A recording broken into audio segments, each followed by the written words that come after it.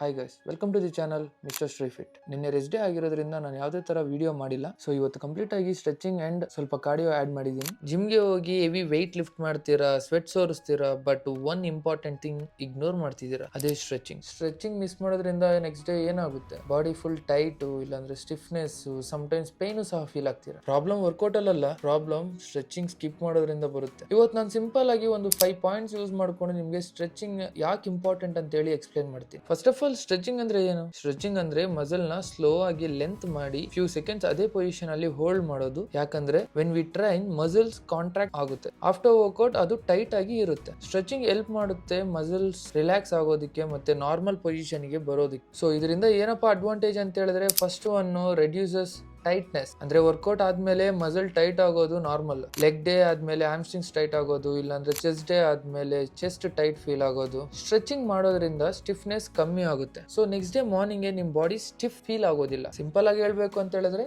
Less tightness, more comfort. Next advantage 2, improves flexibility guys. ಯಾಕಪ್ಪ ಅಂದ್ರೆ flexibility ಕಮ್ಮಿ ಇದ್ರೆ ಫುಲ್ ರೇಂಜ್ ಮೂವ್ಮೆಂಟ್ ಮಾಡೋದಕ್ಕೆ ಆಗೋದಿಲ್ಲ. ಎಕ್ಸಾಂಪಲ್, ಟೈಟ್ ಹಿಪ್ಸ್ ಇರೋದ್ರಿಂದ ಫುಲ್ ಸ್ಕ್ವಾಟ್ಸ್ ಆಗೋದಿಲ್ಲ. ಟೈಟ್ ಶೋಲ್ಡರ್ಸ್ ಗನ ಇದ್ರೆ ನಿಮ್ ಕೈಯಿಂದ ಪ್ರಾಪರ್ ಓವರ್ ಹೆಡ್ ಪ್ರೆಸ್ ಮಾಡೋದಕ್ಕೆ ಆಗೋದಿಲ್ಲ. ಅದರಿಂದಾನೇ stretching improves range of motion. So ಇನ್ನು ಸಿಂಪಲ್ ಆಗಿ ಹೇಳ್ಬೇಕಂದ್ರೆ, better range is equal to better form, and better form equals to better muscle activation. Form correct ಇದ್ರೆ ರಿಸಲ್ಟ್ಸ್ ಫಾಸ್ಟ್ ಆಗಿ ಬರುತ್ತೆ ಅಂತ ತುಂಬಾ ಜನ ಹೇಳಿರ್ತಾರೆ, ಅದನ್ನ ನೀವು ಕೇಳಿರ್ತೀರಾ. ಇನ್ನು ನೆಕ್ಸ್ಟ್ ಅಡ್ವಾಂಟೇಜ್ 3 ಏನಪ್ಪಾ ಅಂದ್ರೆ, ರೆಡ್ಯೂಸಸ್ ಇಂಜುರಿ ರಿಸ್ಕ್. ನಿಮಗಿದು ಗೊತ್ತಾ? ಟೈಟ್ ಮಸಲ್ ಅನ್ನೋದು ಜಾಯಿಂಟ್ ಮೇಲೆ ಎಕ್ಸ್ಟ್ರಾ ಪ್ರೆಷರ್ ಅನ್ನೋದು ಹಾಕುತ್ತೆ. ಅದರಿಂದ ಜಾಯಿಂಟ್ ಗೆ ಸ್ಟ್ರೆಸ್ ಅನ್ನೋದು ಇನ್ಕ್ರೀಸ್ ಆಗುತ್ತೆ. ಇದರಿಂದ ಇಂಜುರಿ ಆಗೋ ಚಾನ್ಸಸ್ ಸಹ ಜಾಸ್ತಿ ಆಗುತ್ತೆ. ಸ್ಟ್ರೆಚಿಂಗ್ ಅನ್ನೋದು ಮಸಲ್ ಬ್ಯಾಲೆನ್ಸ್ ಮಾಡೋದಕ್ಕೆ ಹೆಲ್ಪ್ ಆಗುತ್ತೆ. ಬ್ಯಾಲೆನ್ಸ್ ಇದ್ರೆ ಬಾಡಿ ಸೇಫ್ ಆಗು ಸಹ ಇರುತ್ತೆ. ನಾಲ್ಕನೇದಾಗಿ, ಸ್ಟ್ರೆಚಿಂಗ್ ಅನ್ನೋದು ರಿಕವರಿಯಲ್ಲಿ ತುಂಬಾ ಹೆಲ್ಪ್ ಮಾಡುತ್ತೆ. ಯಾವ ತರ ಅಂದ್ರೆ, ಸ್ಟ್ರೆಚಿಂಗ್ ಅನ್ನೋದು ಬ್ಲಡ್ ಫ್ಲೋ ನ ಇನ್ಕ್ರೀಸ್ ಮಾಡುತ್ತೆ. More blood flow equals to more oxygen plus nutrients. ಹಂಗಂದ್ರೆ ನೀವು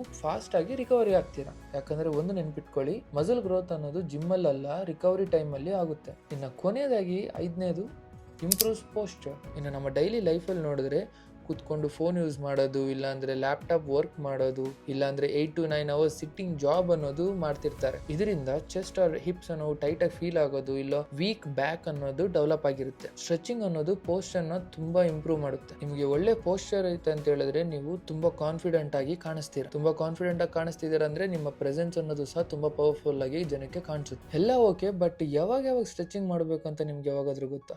ಒಂದು ಇಂಪಾರ್ಟೆಂಟ್ ಪಾಯಿಂಟ್, ಯಾವಾಗೇ ಆಗಿರ್ಲಿ ಹೆವಿ ಲಿಫ್ಟಿಂಗ್ ಮುಂಚೆ ಲಾಂಗ್ ಸ್ಟ್ಯಾಟಿಕ್ ಸ್ಟ್ರೆಚಿಂಗ್ ಮಾಡಕ್ ಹೋಗಬೇಡಿ. ಯಾವಾಗೇ ಆಗಿರ್ಲಿ before workout dynamic warm up is good, and after workout static stretching ಅನ್ನೋದು ಬೆಸ್ಟ್ ಆಗಿರುತ್ತೆ. ಒಂದು ನೆನ್ಪಿಟ್ಕೊಳ್ಳಿ ಗೈಸ್, ಇವಾಗ ನೀವು 60 ಮಿನಿಟ್ಸ್ ವರ್ಕೌಟ್ ಮಾಡಿರ್ತೀರಾ, ಬಟ್ 5 ಮಿನಿಟ್ಸ್ ಸ್ಟ್ರೆಚ್ ಮಾಡಲ್ಲ ಅಂದ್ರೆ, ಆ 5 ಮಿನಿಟ್ಸ್ ಅನ್ನೋದು ಡಿಸೈಡ್ ಮಾಡುತ್ತೆ ನೀವು ನೆಕ್ಸ್ಟ್ ಡೇ ಫ್ರೆಶ್ ಇರ್ತೀರಾ ಇಲ್ವಾ ಸ್ಟಿಫ್ ಇರ್ತೀರಾ ಅಂತ. ಸೊ ಲಾಂಗ್ ಟರ್ಮ್ ಅಲ್ಲಿ ಸ್ಟ್ರಾಂಗ್ ಬಾಡಿ ಅನ್ನೋದನ್ನ ಬಿಲ್ಡ್ ಮಾಡಬೇಕು ಅಂದ್ರೆ ನೀವು ಸ್ಟ್ರೆಚಿಂಗ್ ಅನ್ನೋದನ್ನ ಸ್ಕಿಪ್ ಮಾಡಿದ್ರಂಗೆ ಮಾಡ್ತಿರ್ಬೇಕಾಗುತ್ತೆ. ಇನ್ನು ಕೊನೆಯದಾಗಿ ಕೆಲವು ಮಿತ್ಸ್ ಅನ್ನೋದು ಈ ಸ್ಟ್ರೆಚಿಂಗ್ ರಿಲೇಟೆಡ್ ಆಗಿ ಸರ್ಕ್ಯೂಟ್ ಆಗ್ತಿದೆ. ಅದೇನಪ್ಪಾ ಅಂದ್ರೆ, stretching removes all muscle soreness. ತುಂಬಾ ಬಿಗಿನರ್ಸ್ ಥಿಂಕ್ ಮಾಡೋದೇನಂದ್ರೆ, ಸ್ಟ್ರೆಚಿಂಗ್ ಮಾಡಿದ್ರೆ ನೆಕ್ಸ್ಟ್ ಡೇ ಪೈನ್ ಅನ್ನೋದು ಬರೋದಿಲ್ಲ ಅಂತ ಹೇಳಿ. ಬಟ್ ಅದು ರಾಂಗ್. ಸ್ಟ್ರೆಚಿಂಗ್ ಅನ್ನೋದು ಸೋರ್ನೆಸ್ ನ ಕಂಪ್ಲೀಟ್ ಆಗಿ ರಿಮೂವ್ ಮಾಡಲ್ಲ. But what it actually does means, stretching ಅನ್ನೋದು reduces the stiffness and improves the blood flow and makes you feel looser. Like ಆ ಮಸಲ್ ಅನ್ನೋದು ನೆಕ್ಸ್ಟ್ ಡೇಗೆ ತುಂಬಾ ಟೈಟ್ ಆಗಿ ಇಲ್ದಿರಂಗೆ ಸ್ವಲ್ಪ ಅದರಲ್ಲಿ ನಿಮಗೆ ಬ್ಲಡ್ ಫ್ಲೋ ಅನ್ನೋದು ಚೆನ್ನಾಗಿ ಆಗ್ತಾ ಇರುತ್ತೆ. ಸೊ ಅದರಿಂದ ಆ ಮಸಲ್ ಗ್ರೋ ಆಗೋದಕ್ಕೂ ಸಹ ಹೆಲ್ಪ್ ಆಗುತ್ತೆ. ಅಂಡ್ ಒಂದು ಇಂಪಾರ್ಟೆಂಟ್ ಥಿಂಗ್ ನೀವು ನೆನಪಿಟ್ಕೋಬೇಕಾಗಿದೆ ಏನಂದ್ರೆ,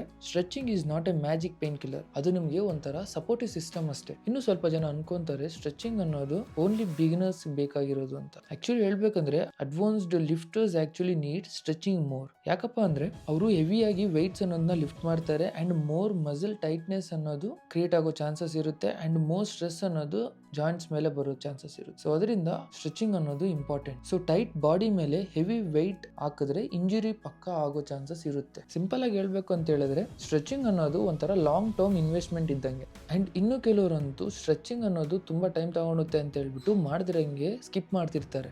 ಲೈಕ್ ಬಿಗ್ನರ್ಸ್ ಅಂತೂ ಟೈಮ್ ಇಲ್ಲ ಬ್ರೋ ಅದಕ್ಕೆ ಮಾಡಿಲ್ಲ ಅಂತ ಹೇಳಿ ಸ್ಕಿಪ್ ಮಾಡ್ತಾ ಇರ್ತಾರೆ. ಬಟ್ ಒಂದು ನೆನ್ಪಿಟ್ಕೊಳ್ಳಿ, ನೀವು 60 ಮಿನಿಟ್ಸ್ ಅನ್ನೋದು ಲಿಫ್ಟಿಂಗ್ಗೋಸ್ಕರ ಸ್ಪೆಂಡ್ ಮಾಡಿದ್ದೀರಾ, ಬಟ್ ನೀವು ಒಂದು 5 ಮಿನಿಟ್ಸ್ ಕೊಟ್ಟಿಲ್ಲ ಅಂತ ಹೇಳಿದ್ರೆ ನೆಕ್ಸ್ಟ್ ಡೇ ನಿಮಗೆ ಆ ಮಸಲ್ ಅನ್ನೋದು ಪೇನ್ ಅನ್ನೋದು ಜಾಸ್ತಿ ಇರುತ್ತೆ ಅಂಡ್ ಈವನ್ ನಿಮಗೆ ಆ ಸ್ಟಿಫ್ನೆಸ್ ಅನ್ನೋದು ಕಮ್ಮಿ ಆಗೋದಿಲ್ಲ ಅಷ್ಟು ಈಸಿಯಾಗಿ. ಸೊ ಸ್ಟ್ರೆಚಿಂಗ್ ಅನ್ನೋದು ಯಾವ ತರ ಮಾಡಬೇಕು ಅಂತ ಹೇಳಿದ್ರೆ, ವರ್ಕೌಟ್ ಆದ್ಮೇಲೆ ಒಂದು 5 to 10 ಮಿನಿಟ್ಸ್ ಸ್ಟ್ರೆಚಿಂಗ್ ಗೋಸ್ಕರ ಸ್ಪೆಂಡ್ ಮಾಡಿ. ಸೊ ಈಚ್ ಮೂವ್ಮೆಂಟ್ ನ ಒಂದು 20 to 30 ಸೆಕೆಂಡ್ಸ್ ಹೋಲ್ಡ್ ಮಾಡಿ. ಸೊ ಅಷ್ಟೇ. ಸೊ ಇದರಿಂದ ನಿಮಗೆ ನಿಮ್ಮ ಮಸಲ್ ಗ್ರೋತ್ ಅಲ್ಲೂ ಸಹ ಚೇಂಜಸ್ ನೀವು ಕಾಣಬಹುದು. ಸೊ ನಾನು ಆಗೋಷ್ಟು ಸ್ಟ್ರೆಚಿಂಗ್ ಬಗ್ಗೆ ಎಕ್ಸ್ಪ್ಲೇನ್ ಮಾಡಿದ್ದೀನಿ ಅಂತಾನೆ ಅನ್ಕೊಂಡಿದ್ದೀನಿ. ನಿಮಗೆ ಫರ್ದರ್ ಸ್ಟ್ರೆಚಿಂಗ್ ರಿಲೇಟೆಡ್ ಆಗಿ ಏನಾದರೂ ಡೌಟ್ಸ್ ಇದ್ರೆ ನನಗೆ ಕಮೆಂಟ್ ಬಾಕ್ಸ್ ಅಲ್ಲಿ ತಿಳಿಸ್ಕೊಡಿ. And don't forget to subscribe and follow the channel guys. I'll see in the next video.